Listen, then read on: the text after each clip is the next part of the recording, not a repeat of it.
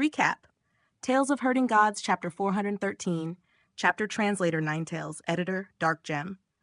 Within the Grand Capital, Elder Fu arrived at the gates of the Imperial Preceptor's manor, his steps hurried and breath uneven. "Old Master, His Majesty has come to pay his respects," he announced with urgency, as though the heavens themselves had pressed upon him.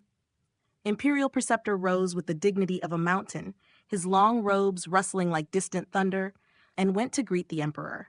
There, within the shadowed halls, the two stalwart pillars of the Eternal Peace Empire finally met. Ling Yushu trailed closely behind Emperor Yanfeng, whose eyes bore a depth that spoke of long unspoken understanding. With a subtle nod, Imperial Preceptor signaled Elder Fu to step back, leaving the three alone in the Great Hall. "Your Majesty comes to seek me before even the palace gates, so it must be that the world itself trembles." Eternal Peace, Imperial Preceptor intoned, his gaze sharp, piercing the veil of ordinary sight. "There are only 3 of us here. Your Majesty may speak freely." "Imperial Preceptor? Have you sensed it?" Emperor Yanfeng's voice was calm, yet carried the weight of portent. 5 days past, the flux of heaven and earth, did it stir you?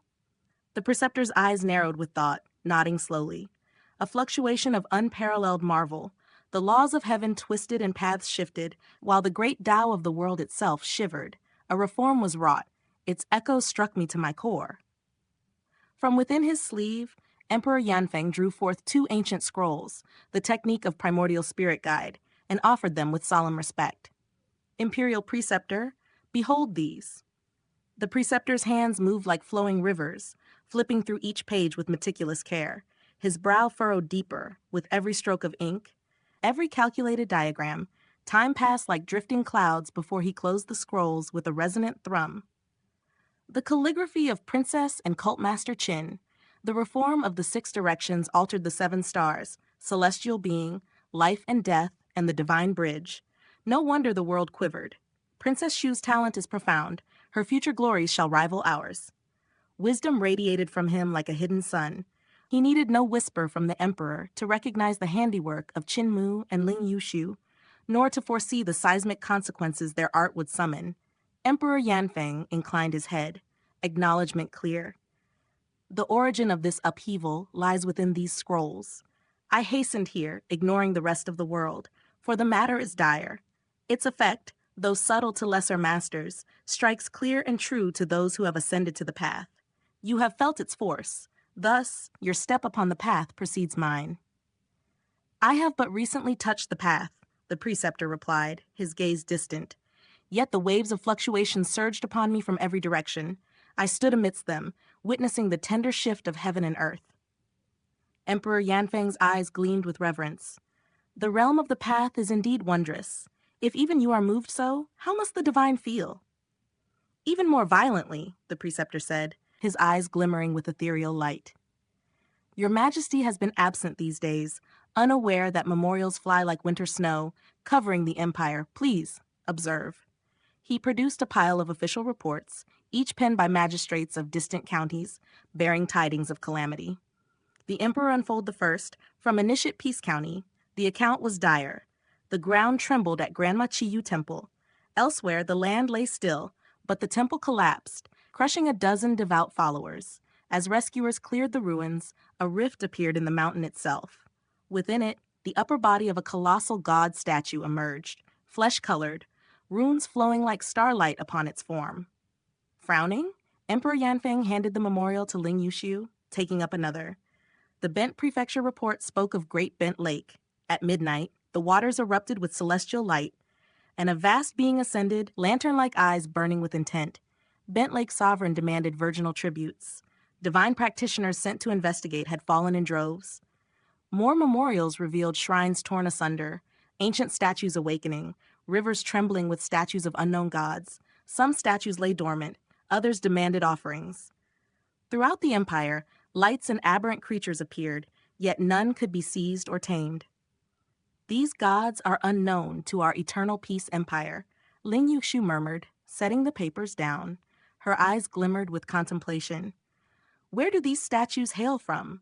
They could not simply spring from the earth. The treasures mentioned, divine relics, surely not of mortal design." Not from beneath the soil, Emperor Yanfeng said solemnly. Had they existed underground, their presence would have been discovered long ago. These stones and treasures hail from another world. Not merely one world. The preceptor's voice resonated with gravity. The great ruins bear similar statues, ancient beings petrified, slumbering yet capable of reawakening. If these arrived from other realms, their timing is deliberate. The princess and cult master Qin crafted the primordial spirit guide, reshaping heaven's Tao, Emperor Yanfeng said, eyes narrowing. And immediately, stone statues and treasures appeared across the lands. A connection is certain. Imperial preceptor, we must discern their origin and intent. The preceptor recalled past perils. 2 years ago, Duqian Devil King descended, cult master Qin's sacrifice, the altar. They allowed only his consciousness and partial might to enter. His full form required countless deaths and offerings. Emperor Yanfeng and Ling Yuxiu listened, silence heavy like iron chains. The preceptor's words carried the weight of inevitability. Traversing worlds demands unimaginable energy. Stronger existences require more. These gods send their stone forms, but their essence is bound until sufficient sacrifices awaken them. A chill gripped their hearts. They must conjure calamity, spill rivers of blood that their true forms may step upon our realm, the preceptor stated, voice echoing like rolling thunder. The emperor and princess paled. Past disasters had claimed multitudes. Another would rend the empire into ruin, drowning the world in suffering. The high heavens will soon command devastation upon eternal peace, the preceptor continued, grave as the abyss. Not lesser than the snow disaster, earthquakes, volcanoes, floods, snow, drought, any and all, death in billions is possible. Emperor Yanfeng's voice croaked hoarsely. You mean, eradicate high heavens, the preceptor said, eyes cold as frost. Strike first, lest their stone statues awaken fully. Only by preemptive action can the people survive. The emperor's temples throbbed with pain. High heavens lies beyond West Earth. How can we strike at its heart? If we wait, more may rise to godhood. They will not allow it, the preceptor interrupted. The treasures in those memorials are meteorological weapons. A cold shiver coursed through their veins. Qinmu's idea, the control of storms and calamity within bottled gourds, now weaponized against the empire itself. Memories of the preceptor's earlier campaign arose, where bottled storms cleansed poisoned waters but drowned innocence, earning him the ire of the contrarians. The gods of high heavens need only activate these treasures, and catastrophe would descend. Deaths would feed the awakening of the statues. Once fully manifested, a massacre would sweep all lands. I shall issue orders at once, commanding guardians over these stones and treasures, Emperor Yanfeng said, sweat running cold down his temples. He paced like a caged tiger. We cannot allow them to fall into enemy hands. Why must they do this? Why cannot mortals live without fear? The reform disrupts divine order. The gods will not tolerate it. There is deeper intent, yet we lack knowledge. Your Majesty, the human emperor must act in person. The emperor's gaze met the preceptor's, unblinking. Only the call of the human emperor can rally the sacred grounds, unite the strong, and strike high heavens, the preceptor murmured. Only a human sovereign revered by all can command allegiance. Ling Yuxiu's mind swirled, human emperor, Qinmu, and the seal of the human emperor rested in his hands. By this reasoning, Qinmu himself must challenge high heavens. I shall speak to human emperor immediately. The preceptor rose, robes billowing like clouds before a storm, and departed. At that moment, Qinmu cultivated his primordial spirit alongside Si Yunxiang, roaming freely through the void. A mighty mountain split asunder before them, and a colossal stone figure emerged from the chasm, its presence shattering the air with divine weight. What treachery is this? The great ruins? Their voices rose in awe.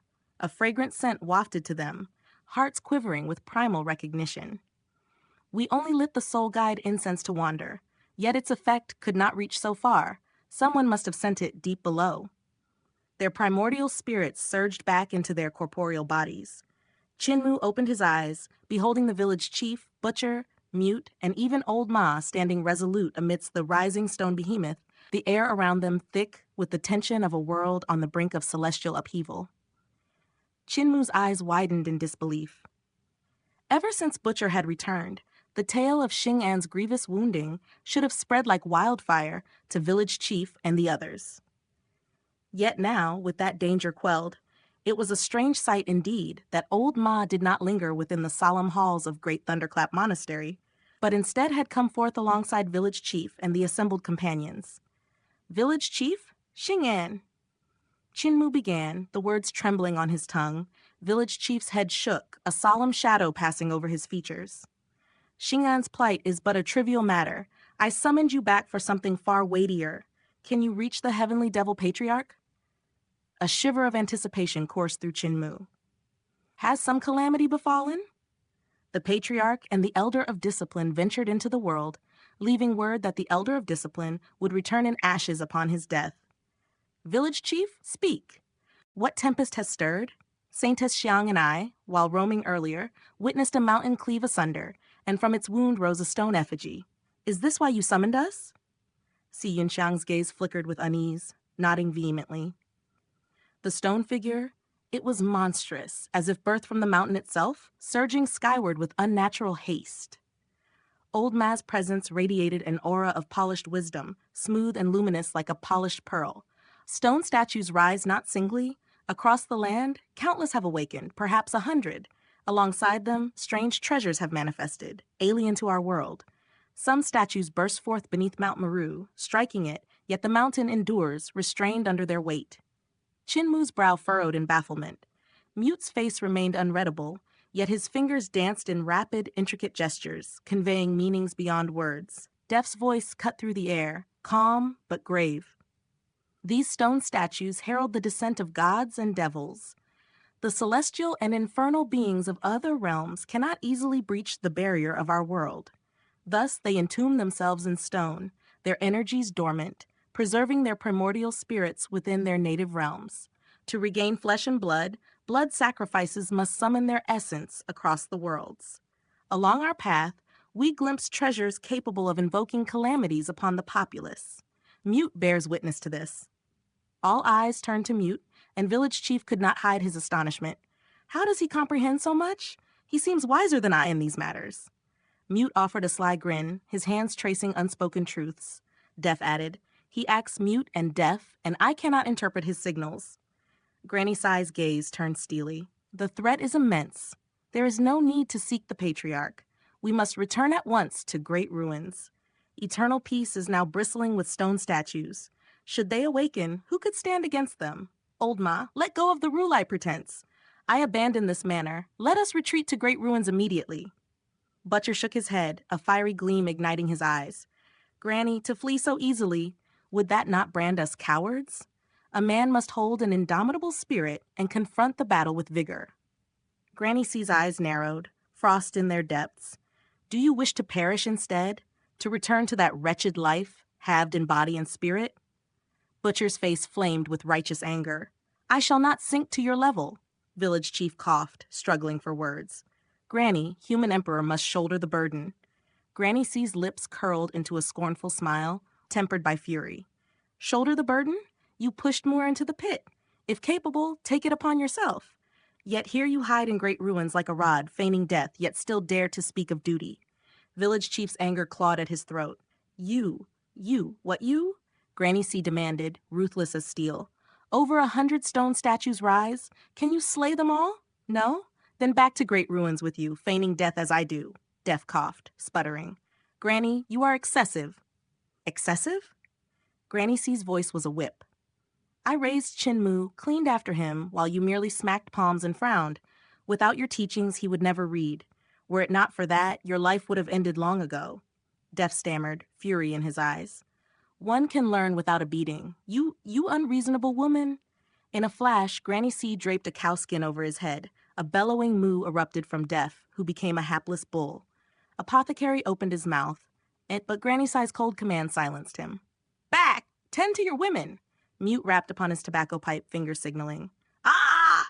Silence, you mischief maker! Granny C barked, her authority unquestionable. Mute bowed his head in grievance, subdued. Cripple dared to speak, only to meet Granny C's piercing gaze. He shuddered, forced into a dry laugh. Your fierceness can all be resolved with words? Ha, old Ma, speak! I heed your counsel. Say to return, and we shall return. Granny C's glare met old Ma's serene eyes.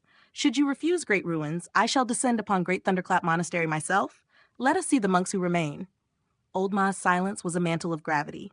Village chief turned to Blind. "Speak." Blind's voice was even, unwavering. "If Muir chooses to stay, we stay. If he chooses Great Ruins, we follow." Granny C softened her gaze, resting on Chinmu. "Muir, you are grown. The village ruffians shaped you thus, yet you shall not emulate them. Follow Granny back. Choose your bride freely. I shall await to hold my grandson." Chinmu lowered his head, lost in thought. Si Yunxiang glanced about, overwhelmed by Granny C's sheer presence. When will I become such a force, capable of bending even gods and monsters to obedience? After a heartbeat, Chinmu lifted his head. These statues mirror those of Great Ruins, gods and devils petrified. Yet now, through the primordial spirit guide, they rise to obliterate eternal peace. Does this mean the chaos stems from me? They come to slay me? Village chief shook his head. Perhaps not solely. Emperor Yanfeng's cannon against the Jade Sovereign of High Heavens alerted their masters. Your primordial spirit guide, alongside Princess Shu, also altered the great Tao. The burden is shared.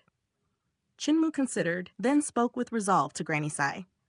I stay. Friends remain here. Wei Yong, Chen Wanyun, Mu Qingdai, Yo Qinghong. I cannot bear to hear of their deaths years hence. I must resolve what I can. Granny C's eyes softened, a sigh escaping her lips. Loyalty guides you, then you shall act on it. Invite the Patriarch back. Chinmu blinked. Why must we invite Patriarch? High heavens will awaken the treasures, invoking calamities to summon gods whose stone forms arise in eternal peace. We plan to strike first to forestall their designs. Chinmu frowned. Then why not shatter the statues outright? Blind's voice rumbled like distant thunder. Petrified, they are impenetrable. Have you ever seen a shattered statue in Great Ruins? Chinmu's memory stirred. Indeed, in countless wanderings, he had glimpsed the unbroken stone, yet witnessed severed heads of dragon kings in the eastern seas, products of divine intervention, not ordinary force. Could we relocate the statues to Great Ruins, he asked. If placed near their kin, perhaps they cannot awaken to wreak havoc. Cripple smiled, amusement flickering. To carry a god over tens of thousands of miles? Impossible. Over 100? Madness. Chinmu's brow tightened. Even old Ma would tire after 1,000 yards of such labor, and his strength was formidable. Saintess Xiang, Chinmu inquired, how can the sacred cult reach Patriarch or Elder of Discipline? My C family wields heart inspection mirrors, twin instruments. By invoking a name and envisioning the other, one may see and hear them. Patriarch and Elder share such mirrors. I shall alert Elder Lady to contact Patriarch. Chinmu's astonishment deepened. The sacred cult still holds such tools? Si Yunxiang rolled her eyes. You, as cult master, have roamed Saint Arrival Mountain these past 2 years. Had you not proven capable, I would have long rebelled. Chinmu chuckled. You cannot, for you lack the power. Si Yunxiang fumed silently.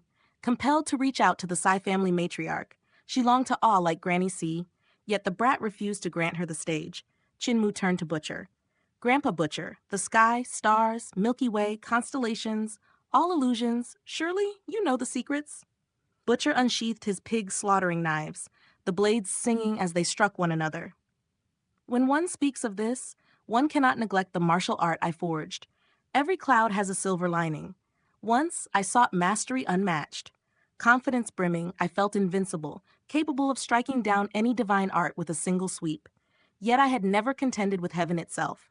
I wished to split the sky, to leap forth and confront the firmament.